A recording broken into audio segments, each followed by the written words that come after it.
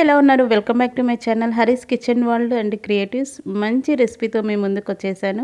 మీరు కనుక నా ఛానల్ని ఫస్ట్ టైం చూసినట్లయితే ఒక లైక్ చేసి నా ఛానల్ని సబ్స్క్రైబ్ చేసుకోండి. అసలే ఎండాకాలం వస్తుంది కదా, ఎండాకాలంలో బాడీ హీట్ ఫుల్ ఉంటుంది. బాడీ హీట్ పెరగకుండా చల్లగా ఉండే సాగో ఫ్రూట్ సలాడ్ చేశానండి.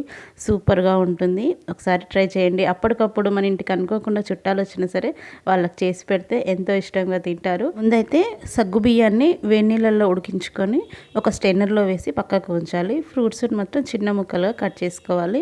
ఒక ప్యాన్లో పాలు 250 ml, ఒక గ్లాస్ అంటే ఫుల్ క్రీమ్ మిల్క్ తీసుకున్నాను కాబట్టి హాఫ్ గ్లాసు వాటర్ యాడ్ చేశాను. అవి పొంగొచ్చే వరకు మరిగించుకోవాలి. ఆ తర్వాత హాఫ్ కప్పు షుగర్ యాడ్ చేసుకొని మంచిగా కలపాలి. ఈ షుగర్ కరిగిన తర్వాతకి ఒక చిన్న బౌల్లో ఒక కప్పులో పాలు తీసుకొని ఒక స్పూను కస్టర్డ్ పౌడరు వేసి ఉండలు లేకుండా కలిపిన తర్వాతకి మరుగుతున్న పాలల్లోకి యాడ్ చేసుకోవాలి.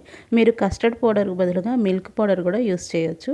ఆ తర్వాతకి మనం ముందు ఉడికించుకున్న సగ్గుబియ్యం ఉన్నాయి కదా, వాటిని కూడా యాడ్ చేసి ఉండలు లేకుండా కలిపిన తర్వాతకి చిన్నగా కట్ చేసుకున్నటువంటి ఫ్రూట్స్ మనకి ఏవి అవైలబుల్గా ఉంటే అవి యూస్ చేసుకోవచ్చు అండి. ఇంకా డ్రై ఫ్రూట్స్ కూడా మీకు ఇష్టమైనవి యాడ్ చేసుకోవచ్చు. సూపర్గా ఉంటుంది. ఒకసారి ట్రై చేయండి. చాలా అంటే చాలా బాగుంటుంది. ఎండాకాలంలో మాత్రం పిల్లలు కూడా ఎంతో ఇష్టంగా తింటారు. ఇదన్నీ కలిపిన తర్వాతకి స్టవ్ ఆఫ్ చేసి కూల్ అయిన తర్వాతకి ఒక హాఫ్ అన్ అవర్ ఫ్రిడ్జ్లోనైనా ఉంచుకోవచ్చు. సర్వ్ చేయండి చల్లగా.